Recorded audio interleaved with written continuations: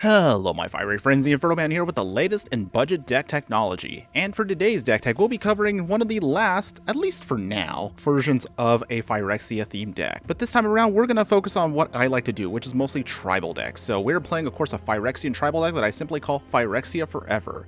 Now why are we calling it that, you may be wondering? Well, you're going to see right now that many of our Phyrexians are either hard to defeat, or even if they do get destroyed, they just keep coming back for additional value. Real quick looking at the stats of the deck, we are looking at a major 32 creature deck. Again, I did say it was a tribal deck, but otherwise we have 5 non-creature spells, we have an average mana curve of about 2.2, and we're in Orzhov colors with a slant more towards white versus black. Specifically, however, we will have 4 instants, 4 artifacts, 1 planeswalker, and 23 lands. Now, unlike the other Phyrexian decks we did, which mostly focus on poison in this deck will actually be more of a secondary win con. But the main way we're going to win is we're just going to generate a ton of value with the creatures that we have. Starting in the 1-drop slot, we have Crawling Chorus. Basically, this 1-drop will just deliver a little bit of early game damage, provide some toxic to our opponent in poison counters, and if it dies, it leaves behind a token, which we can also help us ensure we can get a little bit more value out of it. In the 2-drop slot is where things get a lot more interesting, starting with Benevolent Sleeper. So when this enters the battlefield, if it was kicked for its kicker cost of 1 additional black mana, each player sacrifices a creature. So this can be our pseudo removal in the mid or late game if we need to. One of our newest cards from March of the Machine, we have Norn's Inquisitor. This Phyrexian Knight allows us to incubate for 2, which means that it'll create an incubator token, which is a token artifact that can transform into a creature if we pay the cost. So whenever also a permanent we control transforms into a Phyrexian, we put an additional +1/+1 counter on it. So in other words, this can make our incubator token pretty beefy if we need it in the later part of the game. We also have as one of our buffs Grafted Butcher. Grafted Butcher is a Phyrexian Samurai, and it enters the battlefield. All of our Phyrexian creatures gain menace until end of turn. Also, they also get a +1/+1 as long as this Phyrexian Samurai is out. The other sweet thing about this card is, as for 4 mana, we can sacrifice an artifact or creature and return the Grafted Butcher from our graveyard to the battlefield. Whew, this card has a ton of value.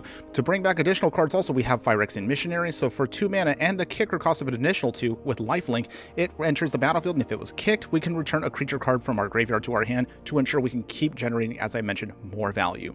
Now with all of these triggers going off, we also have Elias Ilkor, the Sadistic Pilgrim. So this Phyrexian core cleric has Death Touch, and whenever a creature enters the battlefield, we gain 1 life. If a creature we control dies, our opponent loses 1 life. So this also allows us to generate, again, more value. But otherwise, finishing up on the 3-drop slot, we have Annex Sentry. When it enters the battlefield, it exiles an artifact or creature we control with an amount value of 3 or less until the sentry leaves the battlefield. And then also for additional light control, we have Phyrexian Censor. So this 3 mana 3/3 prevents our opponents from casting more than 1 non-Phyrexian creature spell each turn. Also, non-Phyrexian creatures enter the battlefield tapped, allowing us to get easily through a lot more of our beats to hopefully close out the game.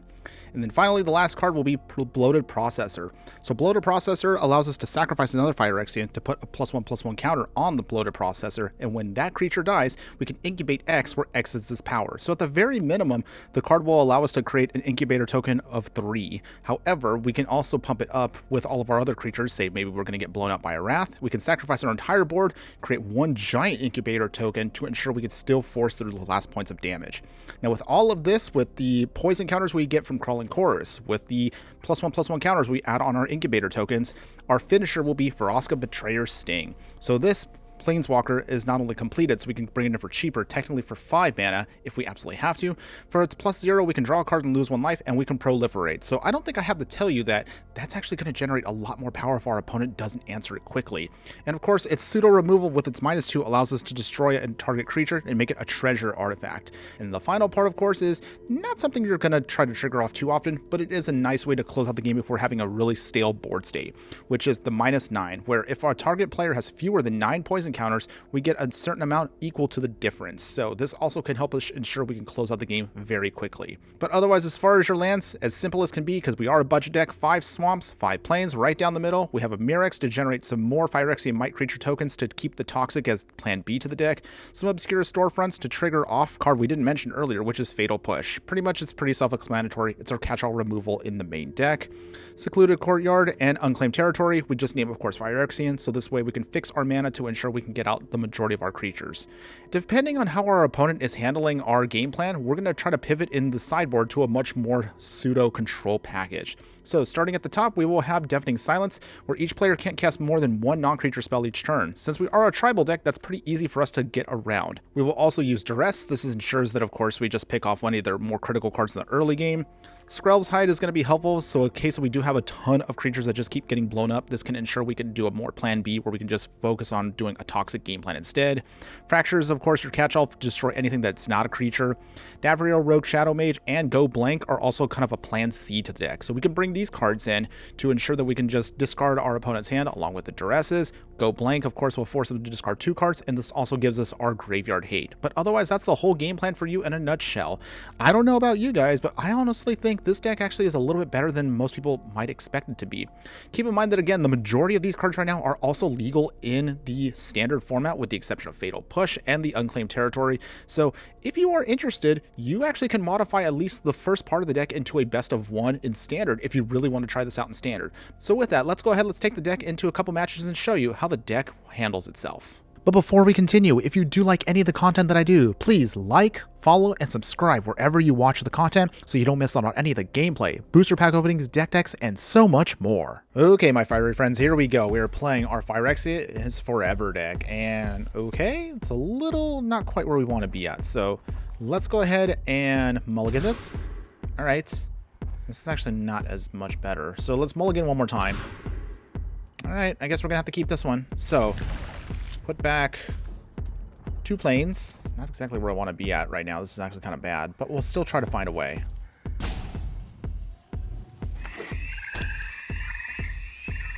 All right, they got their Blooming Marshtown, Land of More Elves. Okay, looks like it's going to be an Elves affair. So with that, we'll put down our planes and pass.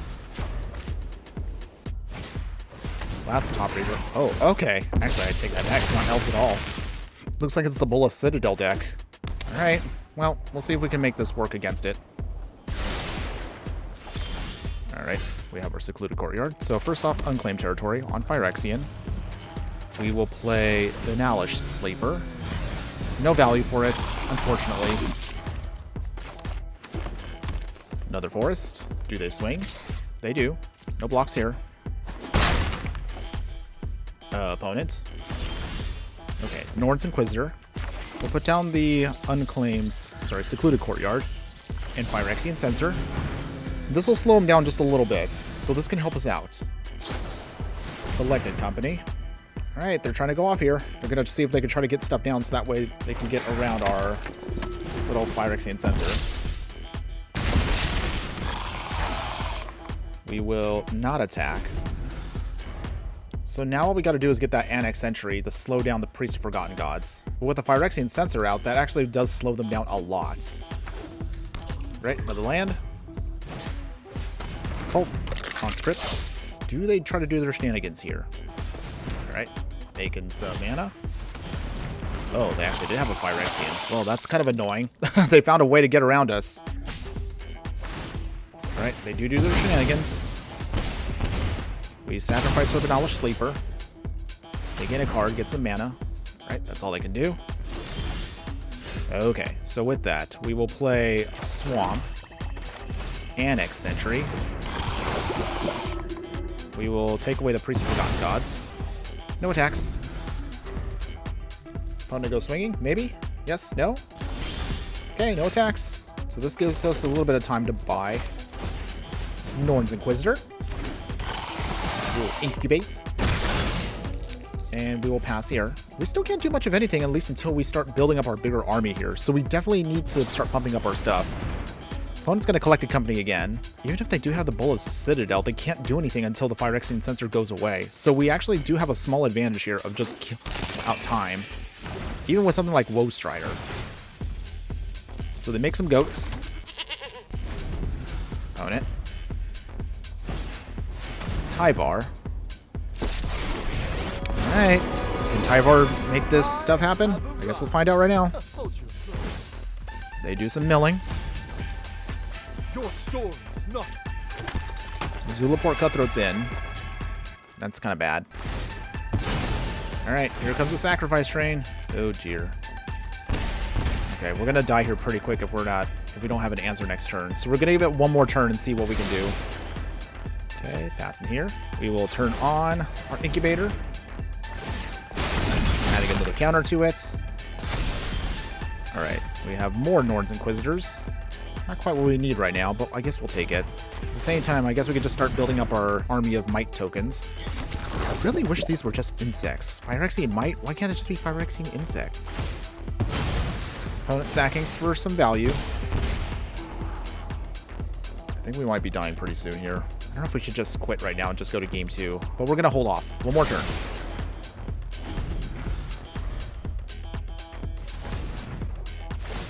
Okay, untapping, shenanigans. Take my hand. What's the Citadel coming down? They can cast spells, but as long as the sensor's out, they can't really cast too many things. So I think our opponent probably is going to start sacrificing some of the tokens and weaker stuff, just to see if they can try to get some of the other Phyrexian stuff out. But we're going to see if that works for them. All right. I mean, at least we learned that the Phyrexian sensor can stop Citadel, which is great for us. But I don't know if that's going to be enough for us to actually get anywhere. Also, what you're not seeing right now is I had to edit a lot of this out because our opponent is really, really slow at making their decisions here. Low Strider. Okay, we're almost done here. I think our opponent actually could just win right here on the spot if they just sacrifice everything. Oh, I think they figured it out right now. Alright, no more sacking. Okay, I think our opponent figured it out finally. I'll just let them finish this up. Come on, opponent. Literally, you just need to sacrifice one more thing. There you go. Good job. Good job. Alright, we're going to go to game 2. Okay, so let's look at what we're trying to do here. So if we just need to pull this off, we're going to have to figure out that we're going to need most likely a different game plan here. I don't think our actual main game plan is going to help us out here. So in that case, we're going to have to try to do something like Skrelv's Hive. Let's try the Davriel, Go Blank, and Duress game plan with us here. But let's keep what we have. All right, now we got to cut 10 cards from the deck. So with that, I don't think Elias here is going to help us out that much. Vraska is going to might be slow, but we're going to keep her just in case. Bloated Processor probably could go too. Keep the Sensors, keep the Sentries. Grafted Butcher can stay in. Keep the Hive, of course. Phyrexian Missionary. I don't know if the Norn's Inquisitor is going to help us. We'll take those out. Maybe trim one Sleeper and I guess another Sleeper. But it's okay. We'll make it work, everybody. All right, let's do this. So we're going to be on the play now. And I think this is actually kind of slow too. But I think we might have to keep it just because I want to see if we can just start getting some tokens out and we can just start hitting our opponent. We're going to have to go with the poison plan here. So Plains. Crawling Chorus. We just need to get to at least a couple more lands, and then we'd be perfectly fine here. Alright, Looming Marsh. Elvish Mystic. No surprise there. Perfect. We got our Swamp, which is nice. Skrelv's Hive. Alright, so we're going to now be on the Poison game plan here instead. Hopefully it's going to be enough for us. We have 3 Annex Sentries, which is actually going to be great for us. We just need to get a 3rd land drop, and then we can then start slowing down our opponent big time. Zulaport Cutthroat. Okay, we need to take that out ASAP. Cult Constrict. Token.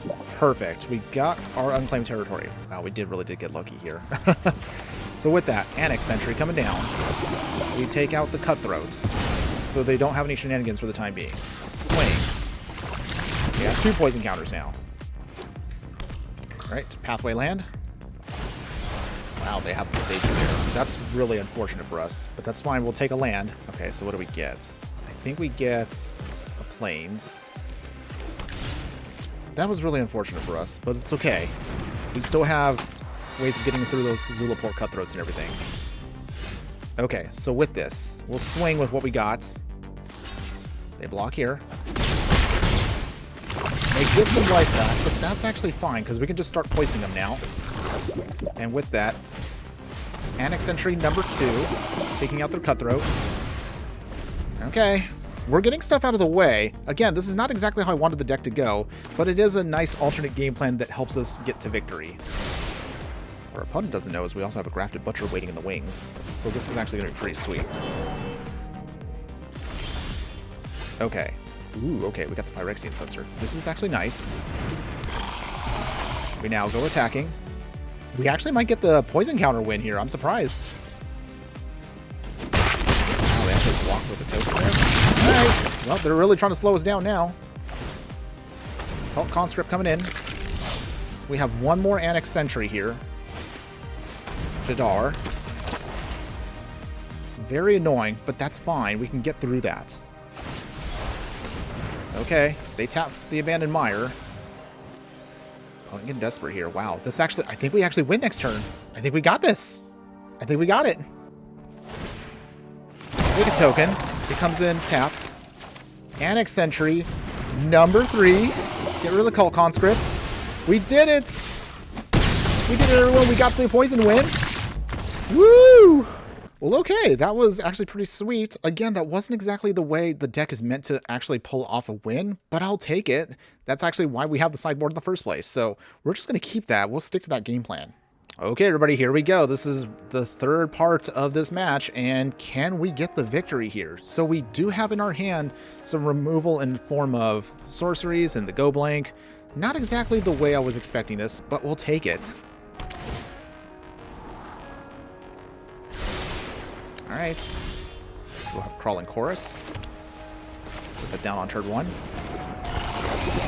Most likely, they don't think our opponent was expecting the poison victory out of us, but that's exactly why we have that in the sideboard as a backup plan. Temple of Malay. Nothing opponents? Okay. Okay, they do have the elf. All right, so with that, we will play the Swamp. Let's take a peek at their hand and we'll see what they got. Okay, throw away the Collected Company. That's gone, which is nice. They get a poison counter down to 19. Will our opponent play already the Zulaport Cutthroat or the Priest? Okay, here comes Lazatap Reaver. Making a token. I'm guessing they... Okay, they definitely play the Priest of Forgotten Gods. And we did get a Fatal Push, which is nice too. So with that, Swamp. Go Blank. Throw away the other 2 cards. And Exile. No attacks. We can Fatal Push next turn now the Priest of Forgotten Gods, which is nice. So that means our opponent will have a very slow hand for a while, which is really nice for us. Opponent goes swinging. No blocks. We're down to 19. Alright, Phyrexian Missionary. That'll be helpful a little bit later on. In here. Priest of Forgotten Gods. Most likely they're going to try to pull their shenanigans off now. Alright, they sack everything. Wow, they actually sacked the elf. I'm surprised. But I'll take that, I guess. We make a Might. Alright, we will play Grafted Butcher. We won't get the immediate bonus of it right now on this turn, but that's okay. We're just trying to get a little bit more beefiness to our creatures. If our opponent has any other removal, they might as well start using it now. But it was really clutch for us to finally get rid of, like, some of the more critical cards. Okay, so we don't have anything major in the graveyard yet. That's okay, too. Come on, deck. I believe in you. Obscure Storefront. Thin the deck. All right, we get Plains. Gain a little bit of life. Go swinging with our only Might creature token. Opponent takes the damage force. 2 poison counters. At this point, we really just need any kind of big bomb right now to help us get to victory. Land of War Elves. Alright, opponent's staff has nothing left in hand. They're going to just start swinging with their stuff. Got Decayed. I think we might have, if we don't get anything here. Okay, we don't. So with that, we're just going to have to then play this. Not for very much value here, but I'll take it. Better than nothing, I guess. Crawling Chorus. We will play our Obscure Storefront number 2. Gain a little bit of life back. We'll put down the Plains. Alright. Well, this is, again, not exactly how I was expecting it to go, but we can just keep swinging with our little Might. Opponent can block here if they want to. They can't block with the big token, so they have no choice here but to just lose some of their other tokens. What's nice also is we now have a much more beefier blocker here with Phyrexian Missionary, and it has lifelink, so that does help us out. Ooh, Gabriel. Well, again, not what we were expecting out of this deck, but we're going to make it work. Our opponent probably wasn't thinking that this was going to be a card in our hand. But this helps us also give our opponent a clock. Wow, the Sage. Okay. Our opponent probably was not happy with having to do it that way. A mind is a terrific thing to weigh. No attacks. Davriel will very slowly just drain our opponent. Elfish Mystic. We can then play Secluded Courtyard on Phyrexian. And pass. Okay, slowly we're going to start draining our opponent here if they don't have an answer. Let's hope that we can at least get one of our sensors. If we can get that, then we can lock out our opponent from trying to do anything crazy. Okay, so with this, we can then get rid of Jadar. And then we can just pass here. Just keep draining our opponents. Ugh, what a whiner. Oh no, they actually got the Citadel. No! Come on! Oh, jeez. Of course they get the top deck. I'm not salty, though. Totally not salty at all. Okay, opponent. They basically now have to find a way to get to victory now. Ooh, okay. Actually, hold on. Maybe this actually might work here? Okay. Okay, so with that, we're going to go swinging here with everything. Did we get there with our Grafted Butcher? We did! We did! We got it! We did! We got the win! Oh, I didn't think we got that. I thought we were going to lose right there with the Ballistic Citadel, but we got it. Oh, that was beautiful. So beautiful. And there you have it, everybody. So that was our Phyrexia Forever deck in a nutshell. So tell me in the comments below, what do you think? Are you a fan of this deck at all? Did you like anything that you saw when we did our gameplay? To be perfectly honest with you, I don't actually know what to really think about this deck. It feel a little underwhelming in many parts, just because with the way that we played the deck, it kind of struggled a little bit, at least with the main deck. But when we sideboarded, at least in our best of 3, you saw we were able to pull off our victories, although it did get a little tricky near the end part in that last part of the game. Still, keep in mind, if you are interested in this deck, the good news is this deck actually is viable in Standard. So if you will just do a couple of minor tweaks, as I mentioned at the very beginning of the video, you can actually play this in Standard right now, and I actually think it might be more effective there. My only other thought that I'm going to say about this deck overall is I think this deck might be one of those decks that's better suited for best of 3 versus best of 1. Does that mean you can play this in best of 1? Yes, you can, but just expect that you're probably going to get blown out quite a few times because a lot of decks that are much more optimized for that. Still, for those of you that are interested in this style of deck, maybe you're a fan of this tribe, or maybe you just want to try to pull off something a little bit different in the Orzhov colors, stick around, because if you are my true fiery friend, you're going to see in just a second how we're going to upgrade this deck to make it much more effective and much more powerful. For those of you that of course are here, you're going to be able to see how you can upgrade this to make it even more awesome. Now, again, we're going to be trimming away a lot of our more cheaper stuff to make room for the more powerful things to provide better support for us. So that means you'll be trimming away your Crawling Chorus, you'll be trimming away a Phyrexian Censor, and a couple of those Norn Inquisitors. So this will give us a little bit more of a rounded package with much more beefier threats and also protection. We're going to add in Skrell Defector's Might to protect any one of our creatures when we have to in a pinch, and also we will give our creature Toxic 1, so that way we can ensure we can get through with a plan B to the deck. We'll also utilize the Sheoldred, the Apocalypse. Great card, very powerful. Definitely has to have it as an auto included in this deck in the upgrades. Mondrak Glory Dominus to increase the amount of tokens we can make, so we don't have to rely completely on just a couple of cards to create those incubator tokens. And Elish Norn, of course, will then double up and triple up those triggers as always, just to ensure that we can get a lot more value out of that. And of course, we can also life gain and drain even more with what we have. Now, as far as the lands are concerned, if you do want to stick to this deck, of course, in the Explorer/Pioneer format, not too much you want to add. Of course, you're going to have not too much really is going to be a surprise here. You'll have Godless Shrines. You're going to use the Pathway lands, of course. We'll add in a Castle Lochwain, add in a Jono, Sheet of the Empire. That means you're trimming away your plains and swamps to down to 2 copies of each. If you want to, this is not a requirement, but remember that this is primarily a tribal creature deck. You can still get away with, even in an upgraded version, Secluded Courtyard and Unclaimed Territory. So if you are still trying to pinch your lands a little bit, but you do want to look at upgrades, then that's the best way I can recommend for you if you want to look at it as a whole. Now, as far as your sideboard, we're going to do a little bit of swapping out here as well. So, of course, keeping your Deafening Silence, keeping the Skrell's Hide, the Fractures, of course. For the other upgrades, you're going to then utilize Thoughtseize versus Duress. Unlicensed Hearse will now be your main graveyard hate and provides a big beater in the mid to late game. since we're also going to use Children, and also because it's on flavor, we're going to have Phyrexian Arena as our card draw, and Vraska Betrayer's Sting is going to now get moved to the sideboard to make room for Elish Norn in the main deck. Still, I'm actually going to say right now, for a deck that actually is mostly made up of standard cards being pushed into the Explorer format, I still think this deck is actually pretty solid already, so you actually don't have to do too much. If you do want to play this still in standard, the majority of these cards are actually perfectly fine as is, but if you do want to challenge yourself as you saw today, definitely take this into the Explorer format, and you'll be impressed with how well it turned out. I sure was, personally. But otherwise, that wraps it up for everyone here, so you tell me in the comments below, what do you think? Are you a fan of Phyrexia as a tribe, or maybe you just like these cards because of how much value they provide? Let me know in the comments below, and I would love to hear from you. Also, speaking of Phyrexia, mostly this is going to be the end of us in terms of these style of decks, so we probably won't look at Phyrexian decks in the future unless something else crazy pops up down the line.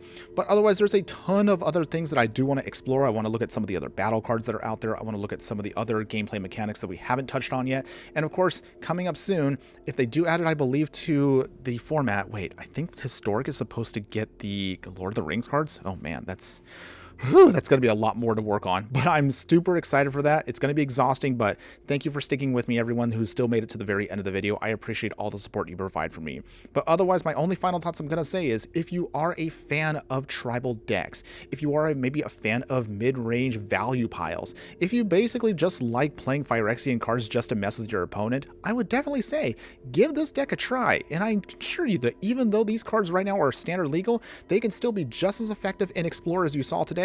And if you do play it, you will definitely not be disappointed. That's all I have for you today. Thanks again for watching, everyone. And just remember that no matter what you do play in the game of life, always be sure to burn bright. Later.